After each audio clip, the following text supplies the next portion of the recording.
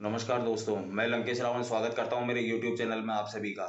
मैं आप लोगों को दो बातों से अवगत करवाना चाहूँगा। पहली, यूपी के एक जिले के अंदर एक घटना हुई है कि एक लड़का पूजा करने के लिए आता है शंकर भगवान की, और उसको वहाँ पर बैठे हुए कुछ युवाओं के द्वारा रोका जाता है, और जब वो पूजा करने की जिद करता है तो उसे मार पीट करके वहाँ से भगा दिया जाता है। वह व्यक्ति अपने घर पे जाकर के इस बारे में चर्चा चल रही होगी, उन लोगों के बीच में ये विषय बन रहा होगा कि भाई ऐसा उसके साथ में क्यों किया गया। तभी उसी दिन रात को वही युवक कुछ और लोगों के साथ में मिलकर के रात में उसके घर पे जाते हैं और उस युवक को गोली मार देते हैं। यह है यूपी की घटना। और दूसरी ऐसी ही घटना पुणे के अंदर हुई है, जहां पर एक लड़के का प्रेम प्रसंग था किसी लड़की के साथ में, और उस लड़की के पिता, भाई, चाचा और चाचा के लड़के ने, इन चार जनों ने मिलकर के उस लड़के को पीट पीट कर मार डाला। अब आप सोचिए कि ये घटना क्यों हुई है, और मैं सिर्फ इसको दो बिंदु बना करके क्यों बोल रहा हूँ, क्योंकि ये दो लड़के दलित वर्ग से थे। हमारे देश में, हमारे आस पड़ोस में, हमारे समाज की अभी जो एक कड़वा सच रह गया है वो ये रह गया है कि आज भी लोग इन चीज़ों में बटे हुए हैं कि भाई वो दलित है, वो ऊंचे हैं, वो शूद्र हैं। मतलब मैं एक चीज़ बोलना चाहता हूँ कि भाई है ना, आप लोगों की सोच को हो क्या गया है। उस लड़के की क्या गलती थी कि वो एक मंदिर में पूजा करने के लिए जा रहा था। अब मतलब मंदिर में पूजा करने के लिए भी इस 2020 में ये कंडीशन है कि लोग सिर्फ इसलिए उसको अंदर नहीं जाने दिया कि वहां पर वो कुछ ऊंची कास्ट वाले, जो सो कॉल्ड, जो हम बोलते हैं तथाकथित, के मतलब कोई हिंदुओं के अंदर जैसे कोई ब्राह्मण होगा, कोई राजपूत होगा, वो लोग वहां पर पूजा करते थे, इसलिए उनको वहां नहीं जाने दिया गया। दलित वर्ग का लिए वहां पर पूरी तरीके से बंद था। मुझे एक चीज बताइए आप, कि पूजा करना और प्यार, ये दो चीजें ऐसी हैं कि ये कभी भी किसी जाति विशेष को देख करके नहीं होती हैं। ये भगवान के द्वारा दिया गया एक स्वाभाविक व्यवहार है। एक तो भगवान की पूजा करना, कि मतलब भगवान की पूजा के लिए कोई किसी से परमिशन लेगा?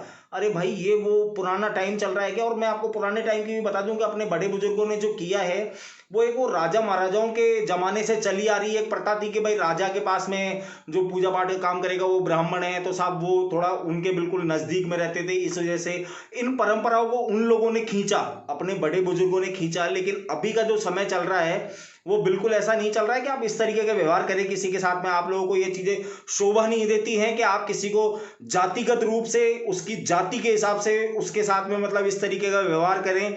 ये आप लोगों को शर्म आने वाली बात है। मैं सभी जितने भी अपने आप को जो ऊंची कास्ट के बोलते हैं, मैं उन सभी से ये चीज बोलूंगा कि इस तरीके का व्यवहार बंद कर दें। मैं आपको कुछ समय पहले की बताता हूं कि मेरे मन में ये चला करता था कि मैं मेरे कुछ जानकार लोगों के बीच में बैठता था तो उनके मुंह से ऐसी बातें सुनता था कि यार मैं कल रैली में जा रहा हूं।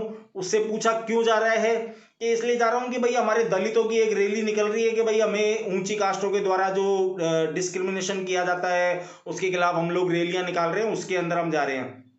मुझे ये लगता था कि यार इनको वो आरक्षण वगैरह मिला हुआ है, आज ये इतनी ऊंची ऊंची पोस्टों पर पहुंच चुके हैं, फिर भी ये लोग इस तरीके की चीजें करते हैं। लेकिन जिस तरीके की घटना यूपी और पुणे में अभी इन 10 दिनों के अंदर देखी गई है, उस घटनाओं को देख करके ये लगता है कि बिल्कुल आज भी समाज को इस चीज की जरूरत है कि हर एक बंदा इस चीज को जाने कि किसी को उसकी जाति के अनुसार नहीं, उसके दिल से, उसके दिमाग से पहचानो, उसके टैलेंट से पहचानो।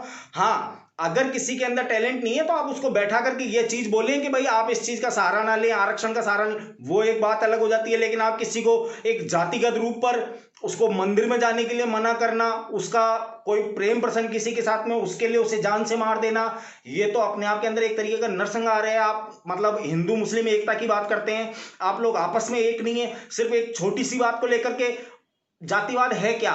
किस हिसाब से जातियां बनी कि भाई जो जिस हिसाब से काम करता था उस हिसाब से जाति बना दी। तो मतलब आप लोगों ने जो बड़े बुजुर्ग खींचते हैं वो इस 2020 के अंदर आप लोग ये हरकतें कर रहे हैं।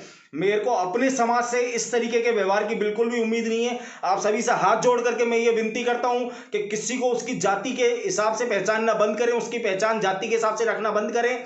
और आप सभी देशवासियों से मैं ये विनती करूंगा कि अगर आप लोग पढ़े लिखे हैं, समझदार हैं, तो अपना मतलब जो पीछे जो सरनेम लगाते हैं वो लगाना बंद करें। अगर आपको ज्यादा ही वो है तो आप हिंदुस्तानी बोले। और जिस दिन इस देश के हर व्यक्ति ने हिंदुस्तानी लगाना चालू कर दिया, मेरे ख्याल से ज्यादातर लोगों के मन से ये जातिवाद नाम का जो एक हमारे समाज के अंदर कलंक है ये खत्म हो जाएगा। तो आप सभी से हाथ जोड़ करके विनती है, कृपया ध्यान दें। धन्यवाद। जय श्री राम।